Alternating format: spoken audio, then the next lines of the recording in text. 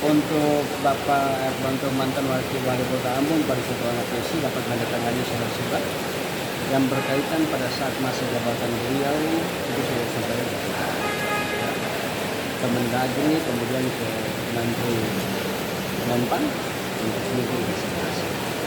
Dan kita lagi tunggu balasan karena nanti tanggal 11 ada kan. Nah, ini baru kita dengar karena hari ini baru bisa proses itu bisa selesai. Oleh karena itu kita tunggu. Yang berikut bahwa ini untuk seluruh pencari kerja, terutama untuk seluruh tenaga honor dan tenaga bahwa tahun ini kita mengerjakan cukup banyak untuk tenaga guru.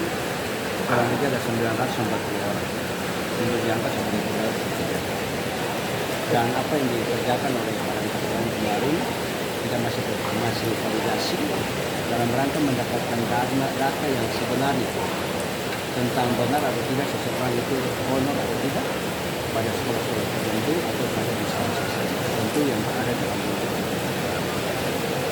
Nah, tentunya ada persyaratan awal yang paling utama adalah dulu bagi mereka yang sudah memiliki honor.